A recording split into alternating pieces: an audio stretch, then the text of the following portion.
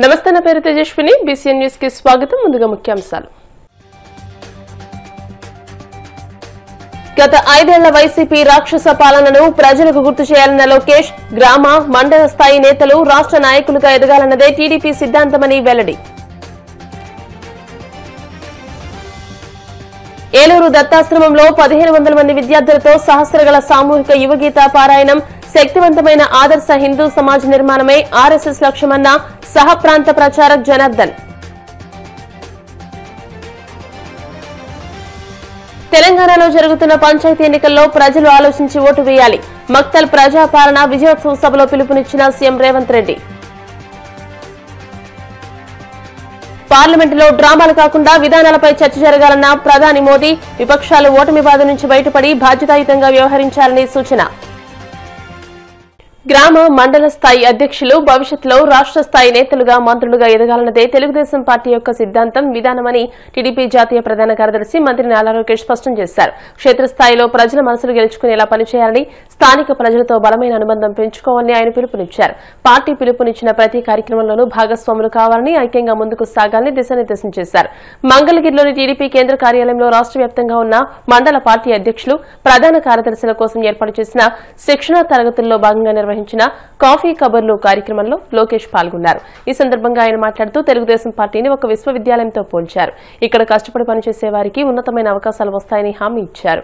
Party సంబంధించినటువంటి మండల party అధ్యక్షులు, కార్యదర్శులతో పార్టీకి సంబంధించినటువంటి క్లస్టరు, యూనిట్, బూత్ లెవెల్ వరకు కూడా ఉన్నటువంటి నాయకత్వానికి శిక్షణ తరగతులను నిర్వహించేటువంటి కార్యక్రమంలో భాగంగా మండల పార్టీ అధ్యక్ష కార్యదర్శులతోటి ఈ శిక్షణా తరగతులు మన మంగళగిరి పార్టీ ఆఫీస్ నుంచి ప్రారంభమవడం జరిగింది. ఈ శిక్షణా తరగతుల్లో 2 రోజులు ఒక్కొక్క బ్యాచ్ కూడా నిర్వహించుకోవడం జరుగుతుంది. ఉదయం యోగా నుంచి ప్రారంభమైనటువంటి ఈ యొక్క శిక్షణా తరగతులు సాయంత్రం వరకు కూడా విభిన్నమైనటువంటి టాపిక్స్ తోటి, అంటే ఎందుకంటే తెలుగుదేశం పార్టీ ఆవిర్భవించి దగ్గర 40 సంవత్సరాలు దాడుతున్నటువంటి దశలో పార్టీ యొక్క చరిత్ర, హిస్టరీ ఏదైతే ఉందో, ఆ రోజు అన్న ఎన్టీ రామారావు గారు ఎటువంటి పరిస్థితుల్లో ఆ రోజు రాజకీయ పార్టీని స్థాపించడం జరిగింది.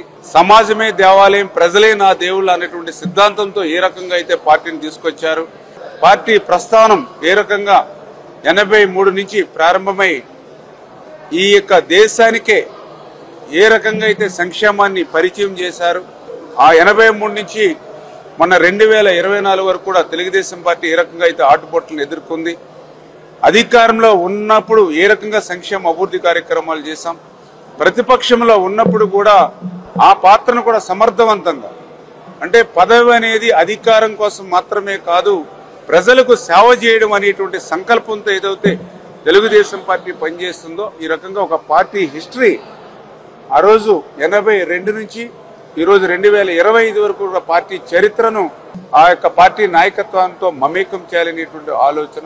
తెలుగుదేశం పార్టీకి సంబంధించినటువంటి కేసు స్టడీస్, అంటే మనం అధికారంలో ఉన్నప్పుడు ఏ రకమైన అభివృద్ధి కార్యక్రమాలు, ఏ రకంగా సంక్షేమ కార్యక్రమాలు, బెస్ట్ మోడల్స్ ఏవైతే మనం రాష్ట్రానికి అందించామో, 2019, 2024 నియంతృత్వ నిరంకుశత్వమైనటువంటి పాలనలో ఏ రకంగా ప్రజలు ఇబ్బంది పడ్డారు, నాయకులు ఇబ్బంది పడ్డారు, రాష్ట్రం ఏ రకంగా ధ్వంసానికి గురైందో కేసు స్టడీస్, ఎగ్జాంపుల్స్ తోటి సహా, కేసు స్టడీస్ తోటి సహా ఒక్కసారి మళ్ళీ వాటి మీద కూడా ఒక చర్చ అనేటువంటి అంశంగా చేర్చాలనేటువంటి లక్ష్యంతో భవిష్యత్తులో కూడా తెలుగుదేశం పార్టీ మరొక 40 సంవత్సరాలు ముందుకు తీసుకెళ్లేటువంటి యువ నాయకత్వాన్ని కూడా పెంచాలనేటువంటి ఆలోచనతోటి చంద్రబాబు నాయుడు గారు కూడా అధికారం అనేది పదవుల కోసం కాదు, పని చేయడం కోసం, సేవ చేయడం కోసం.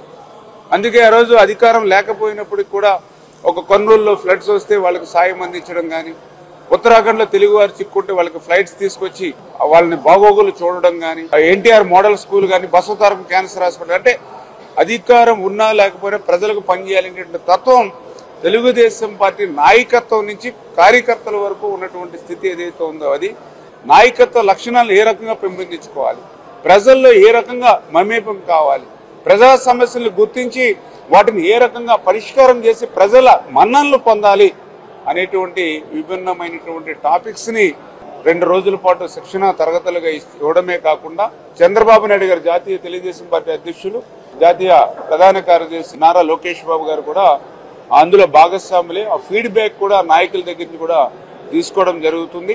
తెలుగుదేశం పార్టీ అంటే లక్షలాది సుశిక్షితమైనటువంటి క్రమశిక్షణ కలిగినటువంటి కార్యకర్తల పార్టీ తెలుగుదేశం పార్టీ కాబట్టి అటువంటి కార్యకర్తల్ని పార్టీని కాపాడుకునేటువంటి విధంగా ముందుకు తీసుకెళ్లేటువంటి విధంగా ఈ శిక్షణ తరగతులు ప్రారంభమయ్యాయని చెప్పి మీ ద్వారా అందరూ కూడా తెలియజేస్తారు. శక్తివంతమైన ఆదర్శ హిందూ సమాజ నిర్మాణమే లక్ష్యంగా ఆర్ఎస్ఎస్ పనిచేస్తుందని రాష్ట్రీయ స్వయం సేవక్ సంఘ్ సహ ప్రాంత ప్రచారక్ జనార్దన్ పేర్కొన్నారు. ఆర్ఎస్ఎస్ శతాబ్దోత్సవాలలో భాగంగా ఏలూరులోని దత్తాశ్రమంలో హిందూ సమ్మేళనంతో పాటు గీతా జయంతి సందర్భంగా హైందవి తపనా ఫౌండేషన్ సంయుక్త ఆధ్వర్యంలో విద్యార్థులతో సహస్రగల సామూహిక యువ గీతా పారాయణం ఘనంగా నిర్వహించారు. సహస్రగల సామూహిక యువ గీతా పారాయణంలో ఏలూరులోని వివిధ పాఠశాలలకు చెందిన 1500 మంది విద్యార్థులు ఉత్సాహంగా పాల్గొని యువ గీతా పారాయణం చేశారు. ఈ కార్యక్రమంలో ముఖ్య అతిథిగా పాల్గొన్న తపనా ఫౌండేషన్ వ్యవస్థాపకులు గారపాటి సీతారామాంజనేయ చౌదరి మాట్లాడుతూ కుల మత రాజకీయాలకు అతీతంగా దేశం శ్రేయస్సు అనేది అందరికీ మొదటి లక్ష్యం కావాలని, వ్యక్తి ప్రయోజనం కంటే జాతీయ ప్రయోజనం ఎప్పుడూ గొప్పదని అన్నారు. ముఖ్య వక్త జనార్దన్ మాట్లాడుతూ ప్రతి హిందువు తన సంస్కృతి, చరిత్ర, ధార్మిక విలువలను తెలుసుకోవాలని, వాటి పట్ల స్వాభిమానంతో ఉండాలని అన్నారు. ఈ కార్యక్రమంలో ప్రముఖ వ్యాపార ఆధ్యాత్మికవేత్త వేణుగోపాల్ లునాని, మానవీయ జిల్లా సంఘ చాలక్ గడ్డమునుగు సత్యనారాయణ, విభాగ సహా కార్యవాహిక నీరజ, జిల్లా ప్రచారక్ విశ్వనాథ్, పెద్ద సంఖ్యలో విద్యార్థులు, హిందూ బంధువులు పాల్గొన్నారు.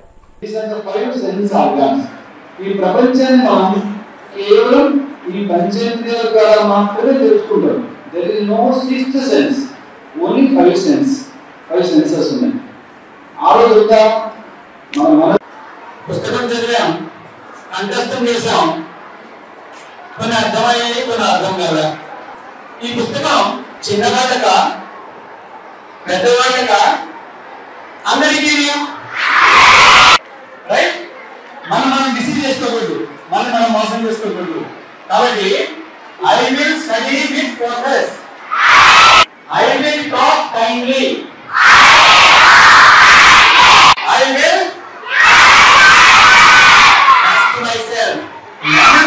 నమ్మితే జనార్దన్ జీ చెప్పినట్టుగా మనం ఎక్కడికి వెళ్ళాలనుకుంటున్నా, ఏ రంగంలో విజయం సాధించాలనుకున్నా సాధించగలుగుతాం. మనము I can and I will, I can I will. ఇప్పుడు అందరూ రాబోయే రోజుల్లో డాక్టర్లు, యాక్టర్లు, హీరోలు, నాయకులు కాబోతున్నారు. భవిష్యత్ అంతా మీరే. మనము చేయాల్సిన పని చక్కగా చేస్తే ఫలితం కూడా చక్కగానే ఉంటుంది. ఫలితం గురించి ఆయన చూసుకుంటారు. పశ్చిమ గోదావరి జిల్లా నరసాపురం మండలం సీతారాంపురం గ్రామంలోని స్వర్ణాంధ్ర ఇంజనీరింగ్ కళాశాలలో ఆక్వా యూనివర్సిటీ నూతన భవనాన్ని ప్రభుత్వ విప్ ఎమ్మెల్యే బొమ్మిడి నాయకర్ ప్రారంభించారు. ఈ సందర్భంగా ఆయన మాట్లాడుతూ స్వర్ణాంధ్ర ఇంజనీరింగ్ కాలేజీలోని తాత్కాలిక భవనంలో ఫిషరీస్ యూనివర్సిటీ క్లాసులు ప్రారంభించడం జరిగిందని అన్నారు. త్వరలోనే ఆక్వా యూనివర్సిటీ పనులను ప్రారంభిస్తామని అన్నారు. కొంతకాలం క్లాసులు ఇక్కడ కొనసాగడానికి అవకాశం కల్పించిన స్వర్ణాంధ్ర యాజమాన్యానికి కృతజ్ఞతలు తెలియజేశారు. ఈ కార్యక్రమంలో Swarnandhra college chairman K Satyanarayana, Srinath, Prasad, Keerthi, కళాశాల సిబ్బంది, ఫిషరీస్ యూనివర్సిటీ ఓఎస్డీ సుగుణ తదితరులు పాల్గొన్నారు.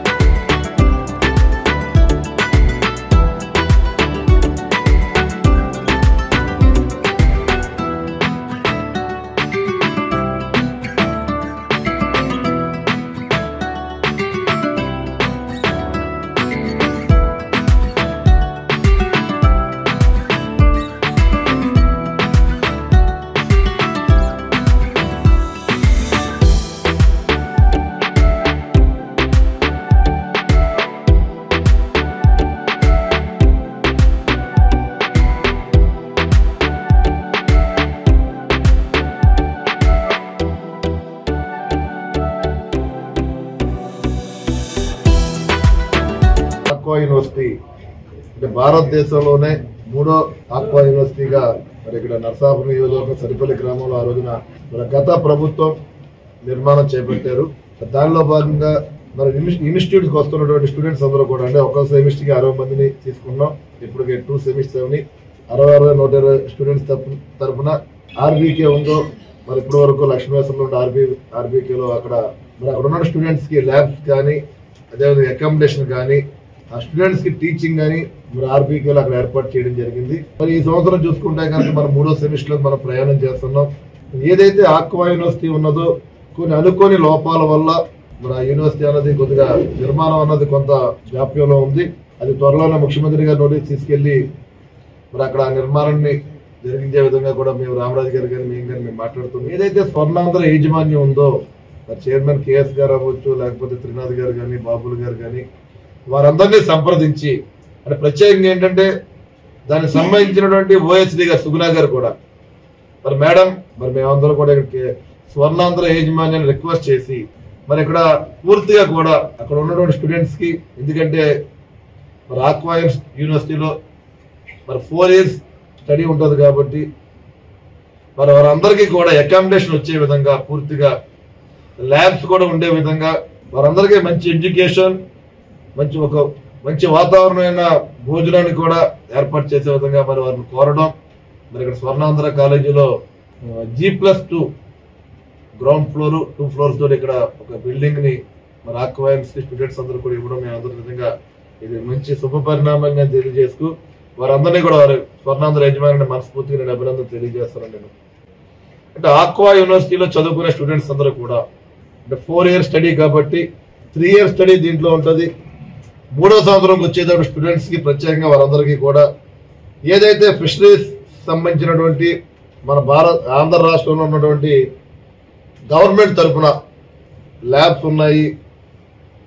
స్పెషలిస్ట్ గా FDOల కింద JD కింద మరి వివిధ రకాలుగా కూడా వారందరికీ కూడా 4th year లో జాబ్స్ తీసుకునే విధంగా కూడా మన ప్రభుత్వం యూనివర్సిటీ ముందుకు వెళ్తుంది. అదేవిధంగా బ్యాంక్ ఫీల్డ్ ఆఫీసర్లుగా కూడా బాగా చదువుకుని ఈ కాలేజీలో చదువుకుని వారందరూ కూడా ఉద్యోగాలు సంపాదించుకునే విధంగా కూడా యూనివర్సిటీ పూర్తిగా సహాయ సహకారాలు చేస్తుందని చెప్పి సందర్భంగా తెలియజేస్తున్నాను. మరి రాబోయే December 4వ తారీఖు నుంచి కూడా 60 మందిని తీసుకోవడం జరిగింది. దానిలో బాగా ఇంట్రెస్ట్ ఉన్న వాళ్ళు ఎవరైనా ఉంటే కనుక మరి ఆంధ్ర రాష్ట్రంలో ఉన్నటువంటి యువతకి ఈ ఫిషరీస్ యూనివర్సిటీ ద్వారా చదువుకోవాలని ఇంట్రెస్ట్ ఉన్న వాళ్ళు ఎవరన్నా ఒక 6% ఇంకా అవకాశం ఉంది అడిషనల్ గా తీసుకోవడానికి. మరి వారందరూ కూడా ముందుకు వచ్చి మరి 6 కూడా ఆన్లైన్ లో మీకు ఏదైతే ఆన్లైన్ లో పెట్టుకుంటే కనుక వారిని కూడా తీసుకునే విధంగా ఈ యూనివర్సిటీ ముందుకు వెళ్తుందని చెప్పి సందర్భంగా నేను తెలియజేస్తున్నాను. నేను అంటే ప్రతి యువత చదువుకునే యువత ప్రతి ఒక్కరు కూడా ఈ యూనివర్సిటీ యొక్క ప్రాచుర్యాన్ని ఏదైతే ఇక్కడ చదువుకున్నారో అందరూ కూడా గౌరవాన్ని పెంచే విధంగా కూడా మీరు అందరూ ఉండాలి. ఇప్పుడు కాసేపు ప్రకటనలు.